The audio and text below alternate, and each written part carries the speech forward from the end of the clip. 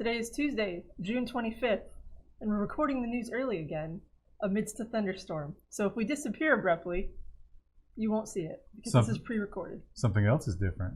We're standing. Oh, yeah. Because Kristen went to sleep last time. No. I did last time, but I'm awake now. Oh. Yeah, because we're standing. We're also trying something different with the mics, because I think my mic was the one that was the source of the hiss. Because we tried to RMA with Shure before, and they're like, all right, send us a sampled recording. So we did that, and they were like, sounds fine to us. So YouTube. Should have just put it down in a bucket of water. Oh. There you go. So I'm using a different mic this time, and they're using the other mics. We'll see how that goes. Might be terrible. Last week, we broke a long trend. No Ajit Pie news. I think a lot of people felt bad about that. I know I did. But luckily this week, back on track. Ajit Pai is still withholding facts about location data abuse from his own commissioners. So he testified before Congress that, yeah, everybody that's asked for it, we gave it to them. But then one of the Democratic commissioners was like, all right, here's a video of somebody requesting it, and here's written proof that somebody requested it. And I'm going to give you a week to correct what you said because lying to Congress is a felony. That was the Democrats in the FCC. So they're saying that, hey, I'm an FCC commissioner. You have to give me the information. And he's like, oh, we definitely will. And then a few weeks later, they're like, no, we didn't get anything. Not giving it to us. How crazy is this? Like, how dysfunctional do you have to be? Oh, well. Is it dysfunctional or is it maliciously evil? Completely by design, yeah. So, I mean, he knows how damaging that information would be. Come on. He's like, was this wrong? Should we not have done this? Oh, wait, we're going to continue to do this. We don't care. It's like, let's turn this into a partisan issue. And it's like, this is not a partisan. This is just companies being terrible. But those companies pay them, so. Well, that's quite the accusation, Krista. Do you have some proof to back that up? Just proof in my heart. That's all we need, really. Yeah. For a while now, the big social platforms have been banning people. And they've been banning people, I think we can safely say, because of ideology. And a lot of people have said... It's the wrong ideology. Well, it's the one that they don't like. And people have said this is a First Amendment issue. But is it? Because these are private companies. Who gets to say whether it is or not? Well, here in the U.S., the Supreme Court gets to say. The First Amendment constraints do not apply to private platforms, the Supreme Court affirms. Now, this was not about anything online. This is about New York. New York gave a nonprofit entity access to set the rules for public access, like public access channels or frequencies or something. And the nonprofit was like, you cannot say certain things on the air. And so there were some producers that did a thing that got some complaints. And the public access people, I guess, issued a fine or some kind of sanctions against the producers. They might have not allowed them on the service anymore or something. This was this wasn't really super cut and dry. It was 5-4 on the Supreme Court. It's like VCRs, video cassette recorders, were almost illegal 5-4. Everything is going to be 5-4 from now on. Yeah. Kavanaugh wrote the decision. It was all Republicans on the 5, all Democrats on the 4. So, as we can expect. Yeah, the 4 said that New York having the nonprofit do stuff meant that the nonprofit was acting like a government entity. So, even with that argument, that wouldn't apply to something like Twitter or Facebook, though. Yeah, because there is no implicit. Yeah, so I don't think anybody will be satisfied. No matter which side of the fence you're on, people will still complain about this decision. But there is a Supreme Court decision, and you bet your ass that Facebook and Twitter just got a lot more bold about enforcing all of those, policies that they have. Let Adpocalypse 4.0 commence. Starting with this channel. Well, maybe not even Adpocalypse. Maybe just, it's like, oh, we don't want MAGA hats on Facebook. You're out. It's funny because we talk a lot about the risk of Huawei, right? What are they going to do to our undersea cables? What are they going to do? They're going to backdoor our stuff. The Ukrainians are constantly attacking and trying to take over our power grids. Well, it's a good thing that Huawei doesn't make power grid equipment. Yeah, and these evil, despotic governments keep attacking with hacking, and we have to defend against it. Oh, wait. U.S. Cyber Command powers up attacks against Russia's electrical grid. So I'm reading this article, and in the back of my head the whole time is like, should this be on CNET? Should we be talking about this? Yeah, I had that same thought. I was like, should U.S. Cyber Command be issuing press releases that are like, should we all know this? Yeah, I feel like I shouldn't know this. They didn't quite do that. This was a kind of an accident that this was released. They didn't mean to put this out there. It was somebody, I think, just gave too much information or something like that. But they did admit that they have been given the authority, like you don't, in the past, something like this, which kind of seems like an act of war, would need presidential approval, like implicit presidential approval. But no, now you just need the, was it Department of Defense? Yeah. Defense Secretary? Yeah, just the Secretary's signature is like, yeah, that sounds good. This operation seems fine. Now, they were quick to split hairs on this. They were saying, we're not attacking Russia's electrical grid. We are implanting our malware in Russia's electrical grid so that should the need arise, we can shut it down. Yeah, I'm sure that if someone did that to us, we wouldn't see it as naked aggression. Yeah. Oh, no. We're Huawei. very reasonable. Couldn't you say that's what Huawei's doing? Yeah. Because no one's caught them doing anything. It's just that they might give the information to China. They might be giving us dangerously insecure stuff as a means of cutting corners too. Like it's possible it's not malicious. It's possible. It's probably malicious. We're all excited about deepfakes and what that might mean for the future of entertainment, but we're also worried. Are we though? We're worried. Have you seen the guy from Saturday Night Live where he was doing the? I mean, that's really entertaining. You know, when he's doing the Arnold, he just turns into Arnold. But we also have to worry about the implications in terms of not knowing what the hell is real, right? And we've talked about that before. Don't we already have that problem? Well, yeah, but it's only going to get worse, right? And we've proven with Facebook and Twitter that a lot of people will just believe whatever's in front of them. They have no ability to look at context or understand even sarcasm. I knew it. This conspiracy theory is true. Yeah, exactly. So Congress is finally, the light bulb is flickering, and it's like, wait a minute, could this affect us? It's like a fluorescent bulb with a bad starter. It's like Congress is now creating a moral panic around deepfakes in order to change the Communications Decency Act, Section 230. This is the section of the Communications Decency Act that says that online forums are not responsible for what their users post explicitly, which... Thank goodness for us. Yeah. But here's the crazy idea is, okay, deepfakes are hard to detect, and we have to assume that they're going to get better, so over time they will get harder to detect. But somehow it's going to be on YouTube to figure out if something is a deepfake, and if not, they might be in violation of the Communications Decency Act. That's where Congress is headed, because gosh darn it, those plucky little bastards understand technology.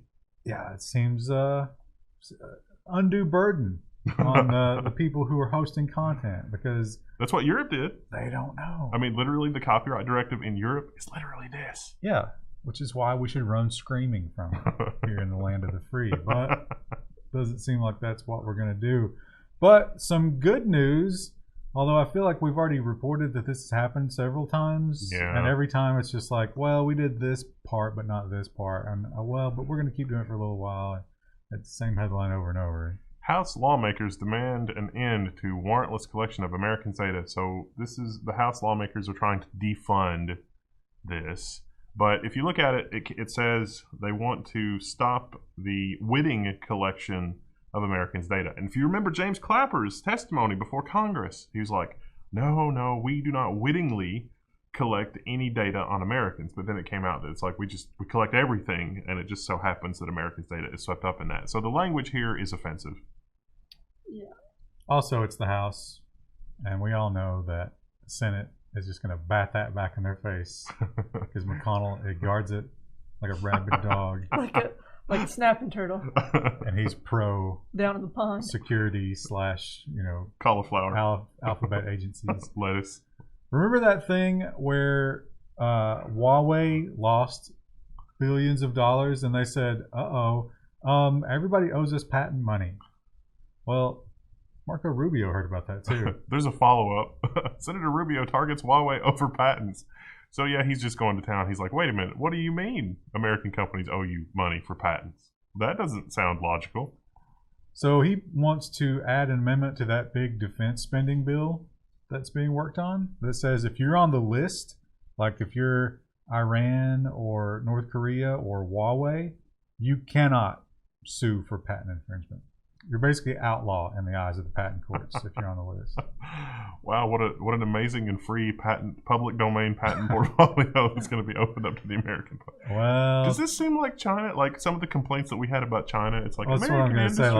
Like, if we're going to be on a level playing field with China, don't we have to kind of do that? Because they don't care. Yeah, I don't know. It does. It makes every company have to live in fear of being put on that list because it will just put you out of business. So don't do business in China. I don't know. The housing crisis we've talked about out there on the West Coast. You got these big tech companies that move into a place and take it over, and you can't buy a house. They are shacks going for millions of dollars. Living in a van, hashtag van life. And Kristen wants to live in a van, but she's not hardcore enough to go through with it. Or tiny house. Well, yeah, I'd be okay with a tiny house. I don't think I could do a van, but my fiance has vetoed both, so. Well, you know, I thought you were a strong, independent woman. if you want to live in the Bay Area in a tiny house, there's some good news for you. Is there? Google is Yeah. pledging $1 billion to tackle the Bay Area housing crisis. I mean, how cool would it be to live in a Google-designed, sleeping pod? Yeah, I was gonna say, like, what they'll do here though when they start developing this land is they'll just pack as many tiny little houses with no lawns or anything, just as close as possible, so they can fit as many people in, and then be like, look how many people we're housing, and then like have a nice news article about But here's them. the thing. And still charge a ton of money. They're going to lease land to developers. And I wonder what the time term of the lease is. 20 years.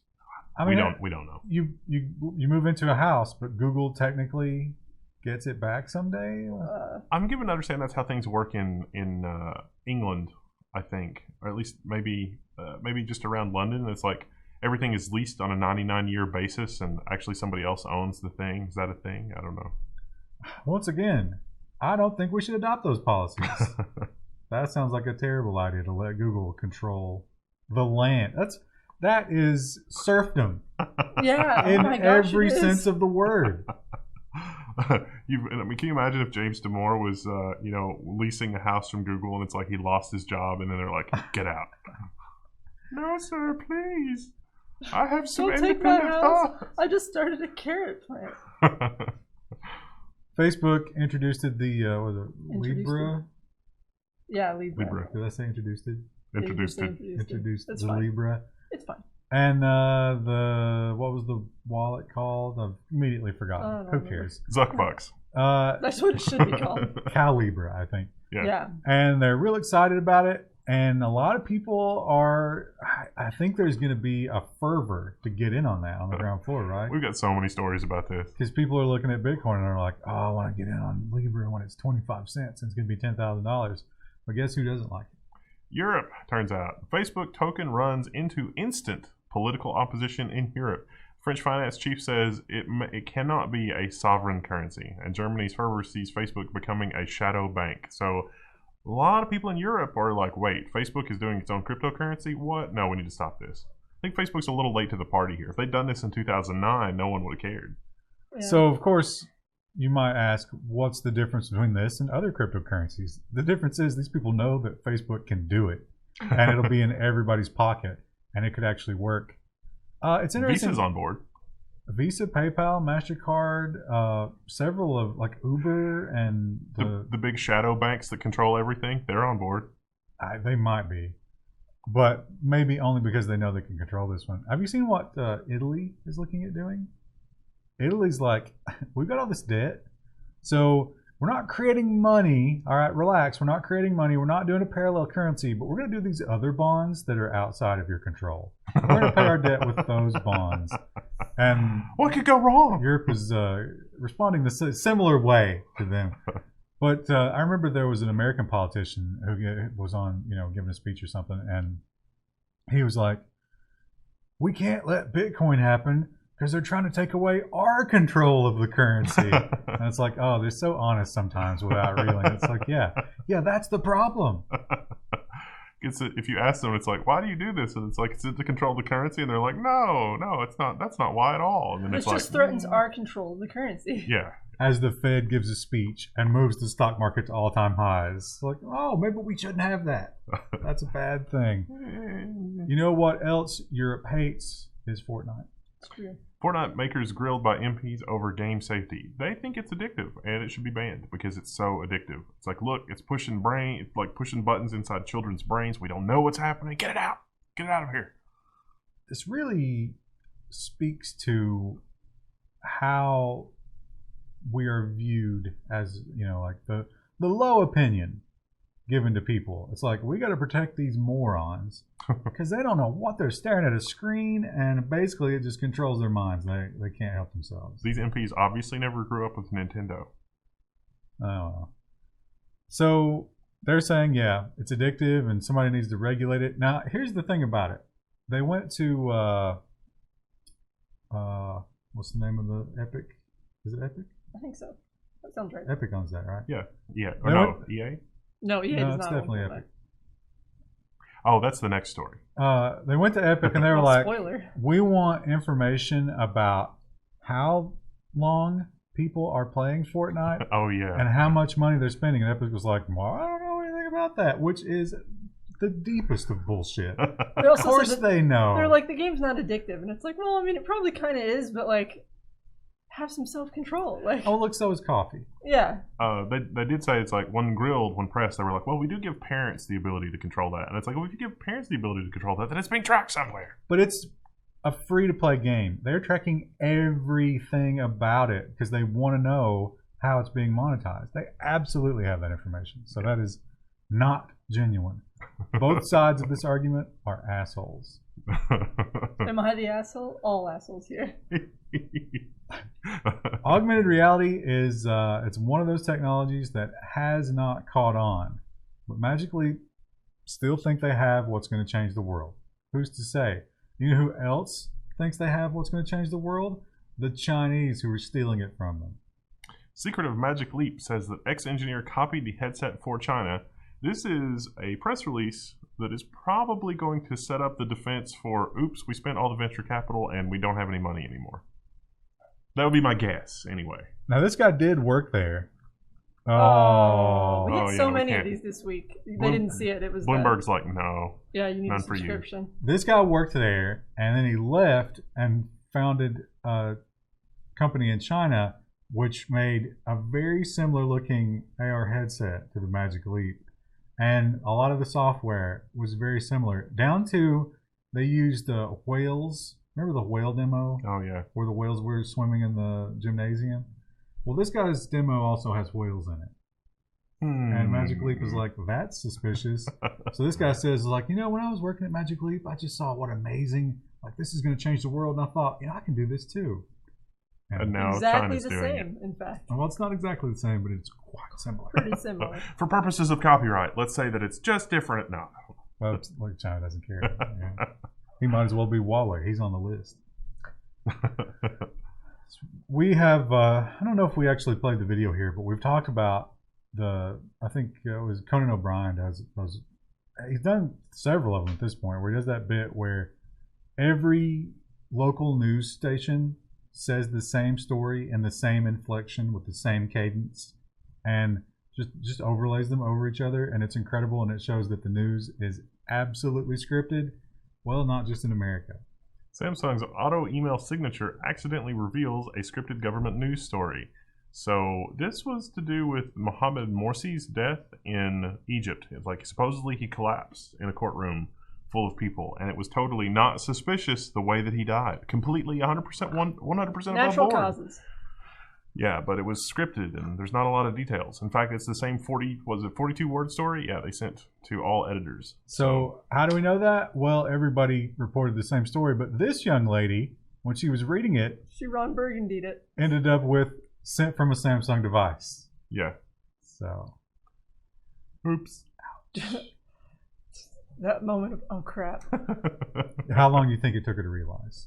Probably instantly, though, in Anchorman, He literally like goes about his day, and everyone's like, "What did you just say on the air?" And he's like, "What? What are you talking about?" She didn't know. It's a good plot point. Good movie. New Zealand massacre has led to a lot of terrible things, a lot of draconian laws, a lot of hurt feelings, a lot of arguing. But arguably, this is one of the most extreme things to happen based on that. Man who shared a New Zealand mosque shooting video has been sentenced to 21 months in prison. Philip Arps, a Christchurch businessman, sent the video to 30 people. Now, he also said some things that this is probably not misrepresented smart. a little bit. Well, they mentioned... Why don't we read... Well, I guess we probably shouldn't, but he has some pretty extreme views, I would say. He wanted somebody to put crosshairs and a kill counter overlay on it, like a video game.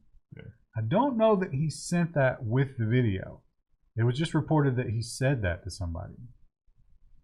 Either way, he got nearly 2 years in prison for sharing a video online. I mean, think about that. Take all the other stuff out of it and just brass tacks. This man shared a link and got 2 years in prison. That seems problematic. Oh, wait. Cam.com. He's going to prison forever. They're probably just going to kill him. Now, some people who worked overtime after that shooting were the Facebook censors, because Facebook was adamant that it get taken down immediately anytime it was uploaded. And it was thousands of times they had to deal with it. The AI probably got some of them, but as we found out, there are buildings full of people just dedicating themselves to this. And what we're finding out now is that's a bad job. They were on it in 30 minutes. This article was just atrocious. It's very long. It is long. It's from The Verge. The title is Bodies in the Seats. It's talking about how Facebook censors are not in a good spot in terms of mental health because Facebook has outsourced all of the moderating necessary for violent videos, and it's really messing up some people good.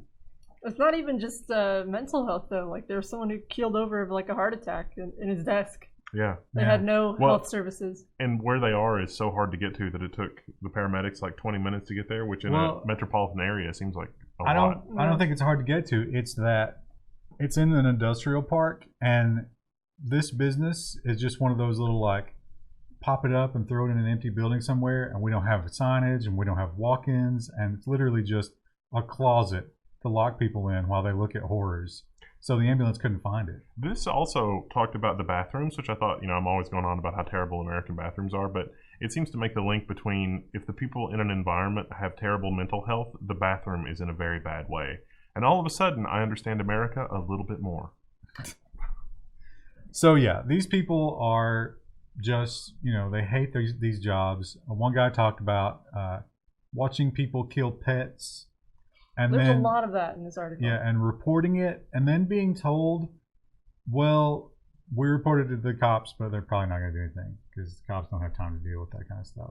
And but they'd have to watch it over and over because it kept popping up in their feed because people were flagging it. Now, I agree that this is a terrible job to have, but I think who they really need to blame is that one guy. You know what I'm talking about? That guy that breaks into their bedroom every morning and puts a gun to their head and says you have to go do that job. Do something else for a living. It's easy for you to say, Ryan. These people it's killing you? When you need the money because otherwise you're out on the street, I kind of get it. They're paying $15 an hour, which in Florida is like unheard of money. So like I can kind of see how like you might get caught in that like financial myth of like I need to stay here even though it's literally killing me. But I mean, it's they have the free will, but like I can understand how the draw of the money might keep you in a job you don't like for a certain amount of time. Yeah, that's okay. A job you don't like, sure. But this is actually terrible. Watching lizards be smashed on a sidewalk all day long. Engagement challenge? Are you in a job that is killing you? You don't have to ask for that. Almost everyone in there. That ease. So, Washington Post. No. We noticed you're blocking ads.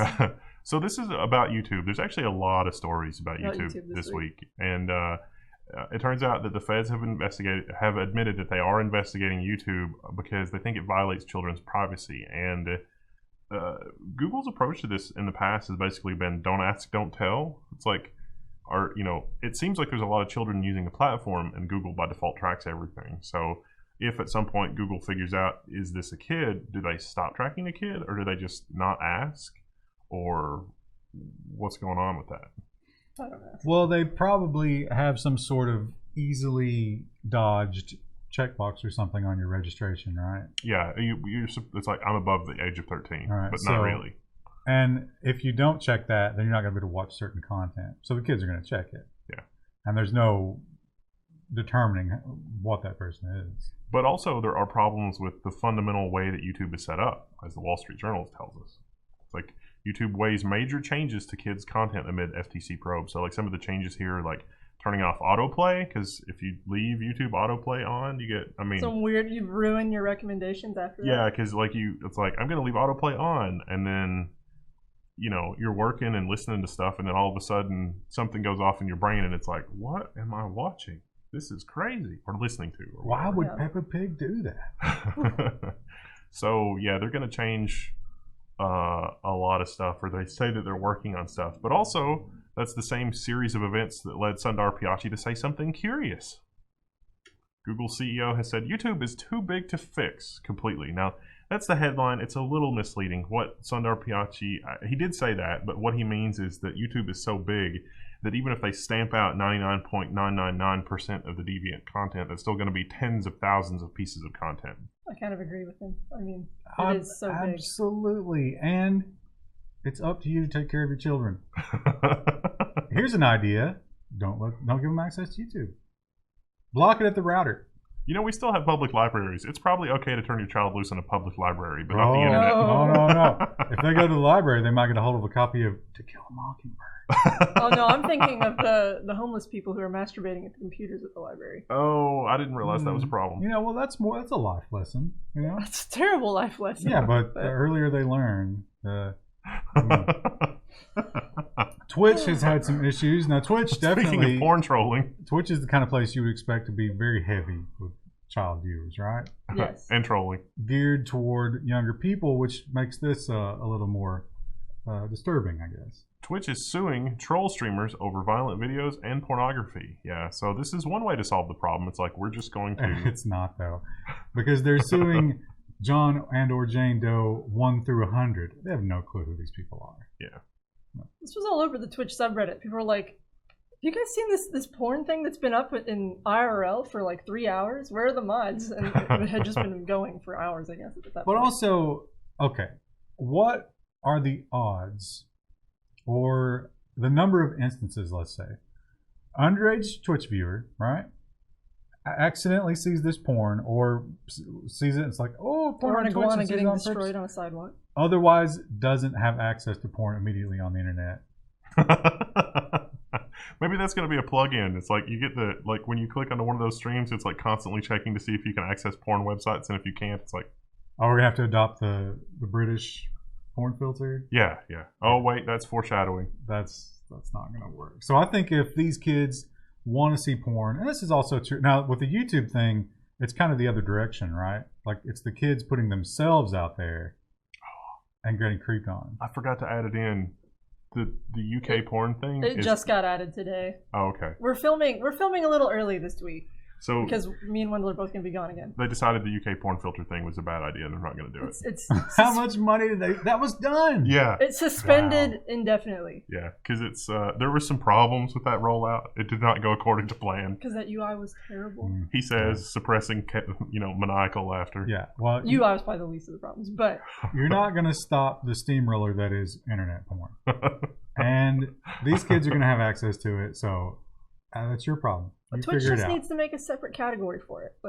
Well, they're talking about for porn, you mean? Yeah, I guess that's the issue. Is it's sprinkled everywhere. Just make a category for it. See, they can't do that because the advertisers will leave. Yeah.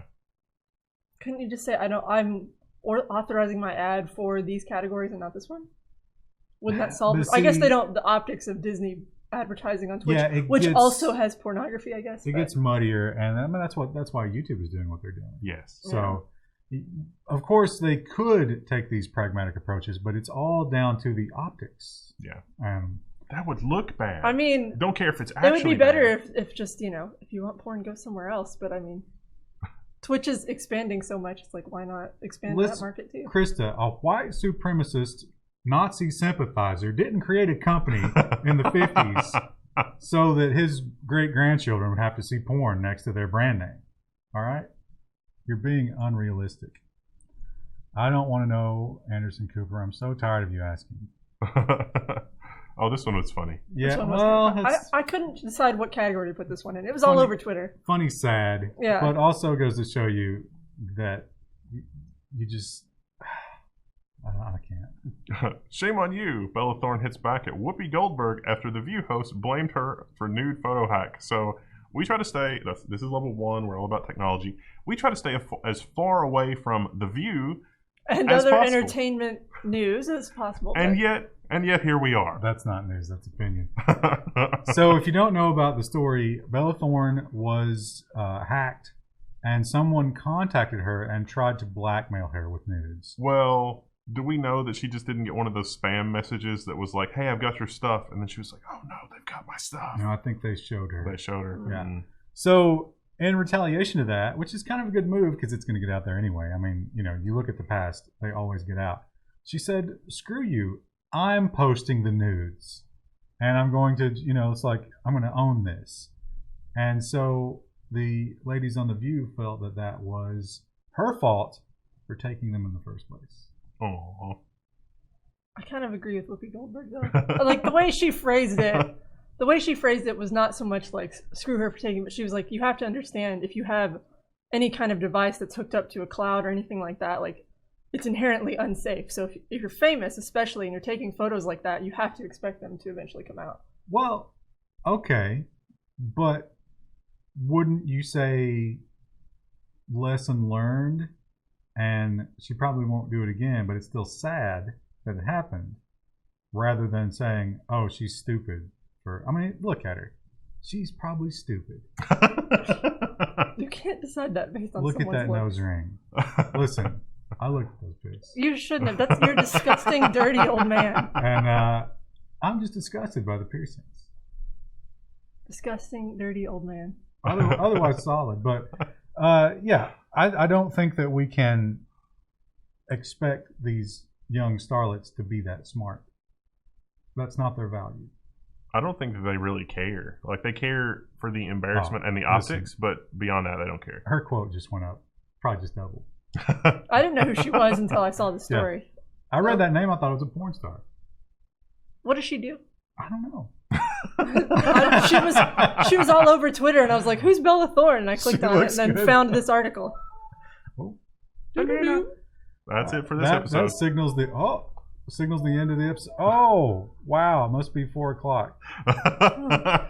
Getting all those emails from clients at the end of the day. That's all my canceled orders because the market just closed. All right. Well, we'll be back tomorrow. This was government and social. Tomorrow will be business and I don't remember what the other one will be. This week is weird. It is weird. It's also short. 33 minutes. We actually squeezed 33 minutes out of that lemon. We didn't have a lot of stories. You guys are helping us make lemonade. The Patreon at patreon.com/level1. No. That's a good segue. Bye.